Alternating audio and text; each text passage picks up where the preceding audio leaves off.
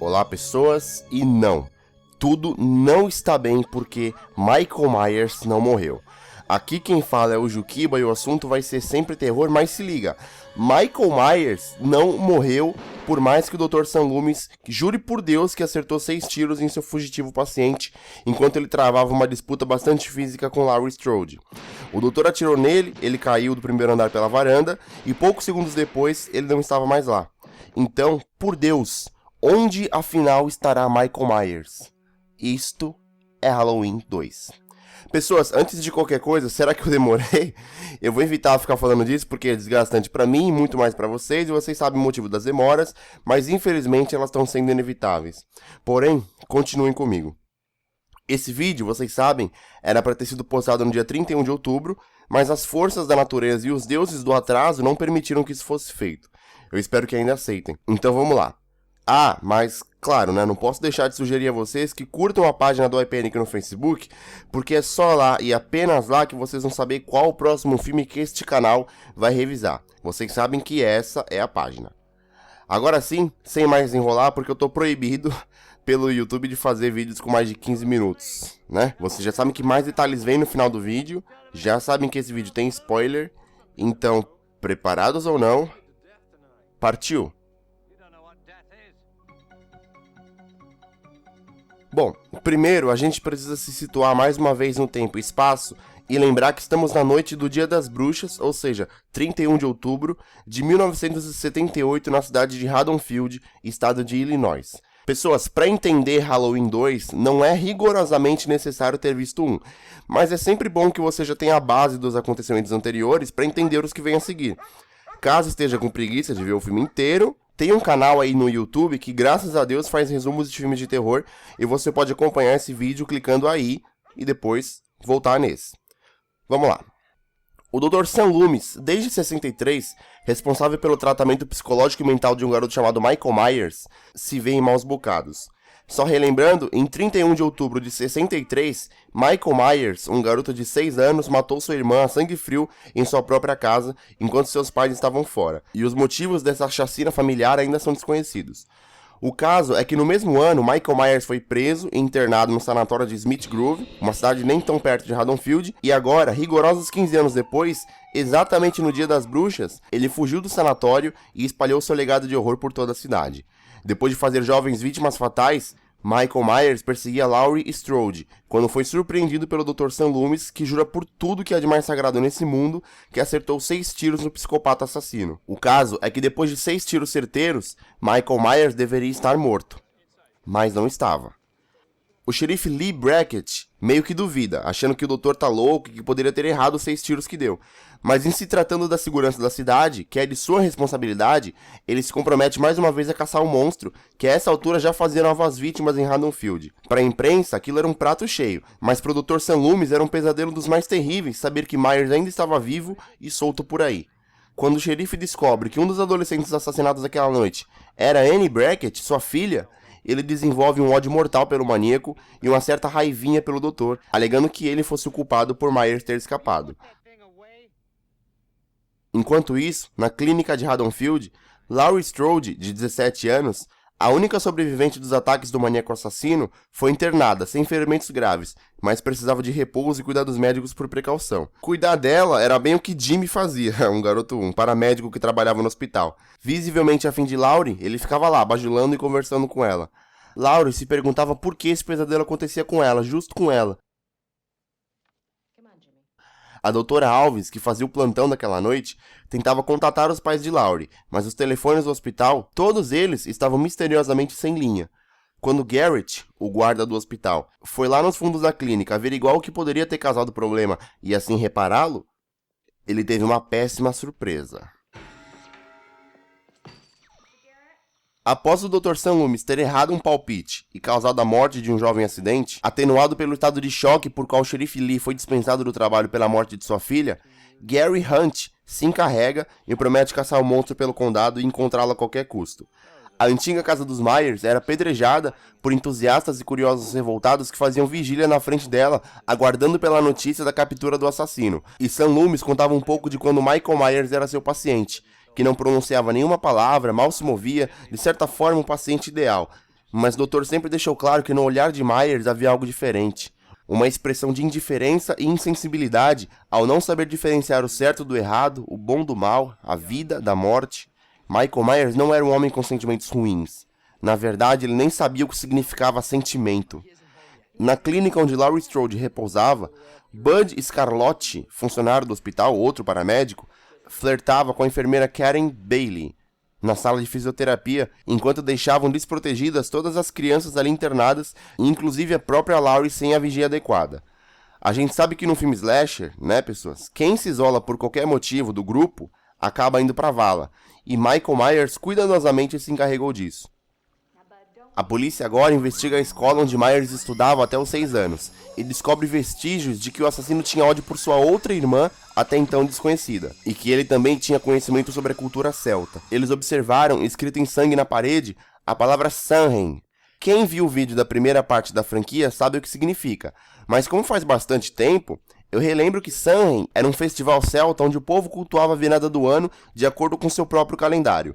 Eles temiam que nesse último dia de seu ano, os espíritos dos mortos voltassem para possuir os vivos. O ano celta dividia assim, metade da luz e metade das trevas, e o Samhain representava a passagem, o início dessa metade das trevas, de forma controversa, iniciada no dia 31 de outubro. O Dr. Sam Loomis recebe ordens do alto escalão do governo para abandonar sua missão e voltar a Smith Grove, o manicômio onde ele trabalhava, sob a alegação de que essa epidemia de Michael Myers já se espalhava por todo o estado, o que de certa forma seria a responsabilidade direta de Sam Loomis que, inevitavelmente, foi afastado do caso.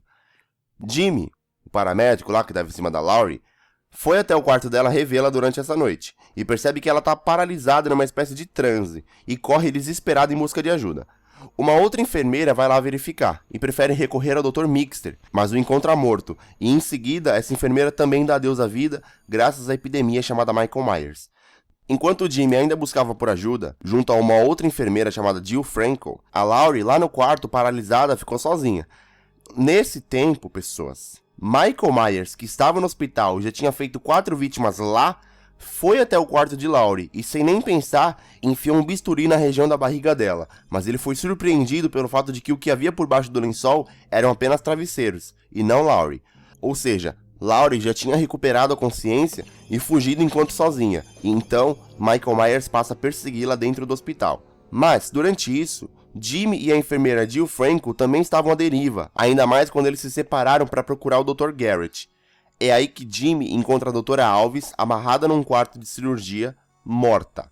Pessoas, eu não tô colocando a foto de alguns personagens porque eles são inúteis pro enredo, viu? Eles só servem como vítimas. Enfim, fugindo e ainda meio grog, Laurie Strode é perseguida por Michael Myers, que matou a enfermeira Jill Franco na frente dela. A perseguição é intensa, com Laurie correndo e Myers andando, mas depois de quase ser pega, ela consegue escapar do hospital e se esconder no carro de Jimmy ali no estacionamento. Simultaneamente a isso, enquanto Sam Loomis era levado de carro por uma agente federal chamada Marion, a mulher explica ao doutor que há um arquivo sobre Michael Myers escondido há muito tempo pela justiça, e que agora pode ser aberto pelo Smith's Grove graças à gravidade do caso. O arquivo dizia, pessoas, que Laurie Strode nada mais era do que irmã de Michael Myers. O que, não que já era algo esperado, mas a gente já tinha certo vestígio, pois ela, enquanto internada na clínica, teve insights e flashes de que na sua infância ela visitava um menino no hospital psiquiátrico. Laurie teria nascido 2 anos antes de Michael ser preso, e 2 anos depois, quando os Myers morreram, com 4 anos de idade, ela foi adotada pela família Strode, que pediu que esses arquivos fossem sigilosos para proteger a família. Para Sam Loomis, então, não havia dúvida. Michael Myers voltou a Haddonfield para matar sua outra irmã. Então, agora sabendo que Laurie estava lá na clínica, é para lá que ele vai, mesmo contra as ordens que recebeu da agente federal. Laurie, ainda escondida no carro de Jimmy, observa seu pretendente entrar no automóvel, mas bastante machucado, ele morre ao volante sem nem ter conseguido sair do lugar. Então, super assustada e desesperada, ela sai do carro e observa Sam Loomis acompanhado da agente federal e um policial ao longe, entrando no hospital, mas sem percebê-la. É quando Michael Myers volta a persegui-la do lado de fora e, na iminência de pegá-la, ela volta ao portão da clínica batendo no vidro implorando por socorro e é ouvida por Sam Loomis e os agentes e, de certa forma, protegida. Myers, inconsequente, anda atrás dela mesmo sabendo que ela está protegida por Loomis e 2 policiais.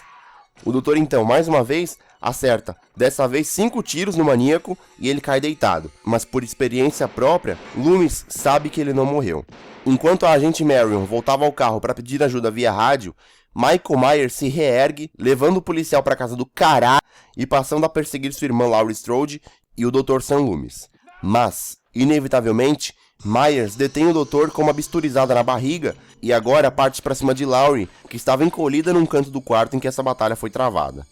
Armada, ela tenta um apelo psicológico, mas ao perceber que não daria certo, ela mete a bala no rosto de seu irmão.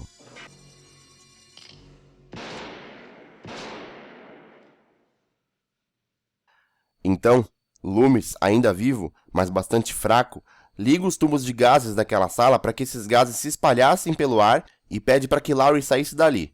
Myers, sem enxergar nada, porque tomou um tiro na cara, tentava esfaquear qualquer um que fosse através do barulho, mas Sam Loomis liga seu isqueiro e explode o ambiente matando a si próprio, desejando que Michael Myers tivesse o mesmo destino. Mas Sam Loomis contrariou a si próprio quando ele mesmo disse lá atrás que Michael Myers não morria. Ele tinha razão. Do fogo, o assassino volta incendiado, mas também fortemente deteriorado e queimado, mas dessa vez desaba em sua morte. Pela manhã, o caso, acompanhado de forma insistente pela imprensa, parece ter terminado. Laurie seria levada de ambulância para se recuperar física e psicologicamente da noite arrepiante que teve. Isso foi Halloween 2. Halloween 2, ou simplesmente Halloween, O Pesadelo Continua, é o segundo filme da franquia de terror slasher Halloween, tendo essa segunda parte sido lançada em 81 e distribuída pela Universal. O longa foi capaz de arrecadar apenas em solo doméstico a quantia de pouco mais de 25 milhões de dólares, o que hoje corresponderia a mais ou menos 100 milhões de reais, de acordo com a alta da moeda americana. A crítica especializada dessa vez se encontra em cima do muro, porque ao mesmo tempo que o filme traz mais mortes e violência, ela alerta para o início da suposta ideia de que Michael Myers pudesse ser imortal, baseado nos inúmeros tiros que levou e que só fizeram cócegas nele. Na minha opinião, essa crítica é irrelevante. O longa é, mais uma vez, escrito e dirigido pelo mestre John Carpenter. Na parte 1 da análise, eu mencionei que foi Halloween quem trouxe o slasher para o cinema de horror, mas cometi um engano. Halloween 1 foi lançado em 78, mas em 73 já havia sido lançado o Massacre da Serra Elétrica, protagonizado pelo glorioso Leatherface. Mas isso não desmerece o brilhantismo de Halloween como franquia de horror.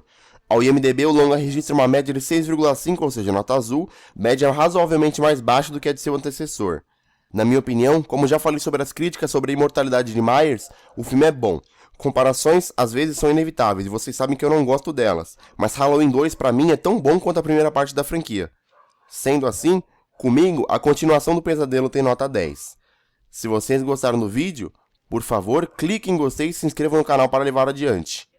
Repassem aos seus amigos, principalmente àqueles que curtem filmes de terror, e fiquem na paz.